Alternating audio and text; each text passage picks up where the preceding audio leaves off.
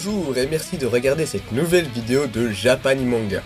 Alors comme promis, nous allons faire notre premier type de vidéo, c'est-à-dire nous allons vous expliquer les types de manga.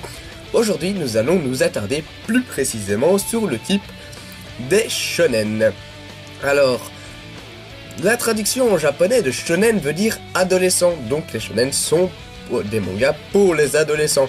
Mais chose intéressante à savoir, shonen ne désigne pas un genre, mais bien le public visé. Mais alors, qu'est-ce qui définit que c'est un shonen et pas un autre genre? Un manga sera considéré de type shonen s'il est publié dans un magazine qui est évidemment pour les adolescents et qui vise un public masculin. Par exemple, le Weekly Shonen Jump. Si vous connaissez pas, cherchez. Dans les shonen, on peut percevoir un schéma récurrent. Des schémas? C'est-à-dire? Ce sont les schémas narratifs du manga, c'est-à-dire les étapes de l'histoire du manga. Le plus connu est le Nekotsu.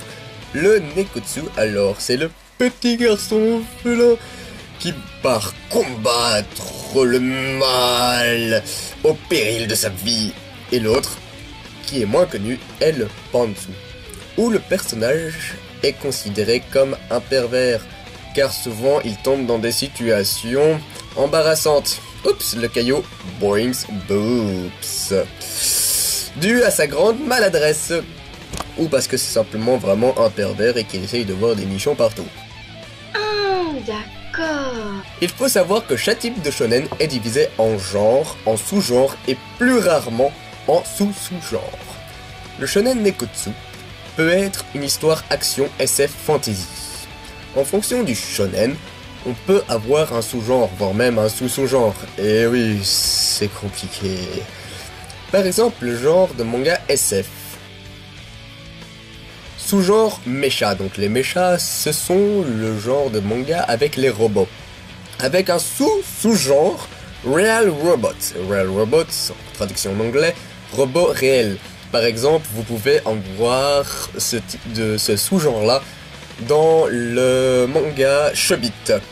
Ou alors un sous-genre qui s'appelle Super Robot. Alors vous imaginez bien, Super Robot, c'est juste avec des énormes robots genre Evangelion, Gundam, les trucs qui sont juste méga costauds. Mais dans ce cas, les shonen pantsu sont tous des eishi. Attention cependant, certains animes ou mangas sont considérés comme anime pantsu sans pour autant être un eishi. Un manga est considéré comme eishi s'il reprend des éléments de type du genre. Donc, le typique du eishi, quoi. Des culottes, des soutifs, des boobs, des filles méga canons. Ce sera expliqué dans le type eishi. Je ne vais pas aller plus loin. Donc, c'est pas parce qu'un shonen fait 2-3 plans culottes que c'est nécessairement un eishi. Il n'est pas considéré comme eishi. Par exemple, on peut faire un petit exemple sur le Naruto. Le Naruto avec son sexy jutsu. On voit une fille fort dénudée avec des petits nuages. Et ça, ce sera un manga type shonen pantsu. Et pour compliquer encore tout ce merdier, on peut avoir des thèmes. Bah oui, un manga, il y a un thème. C'est le fil rouge en fait de l'histoire. Donc, le thème, par exemple, c'est genre action sous genre sport. C'est le thème. On peut avoir des thèmes sur l'école et des arts martiaux. Et on peut mélanger tout ça aussi. C'est bien beau tout ça, mais pourquoi, quand on regarde les genres des différents mangas sur internet, on n'a pas toutes ces subdivisions? Parce que c'est plus court et plus simple de dire qu'un manga est du genre shonen école art martial que de le dire. C'est plus simple de l'écrire, faut dire. Comme mentionné plus tôt, un manga de type shonen genre action et de sous-genre sport sur le thème des arts martiaux et de l'école.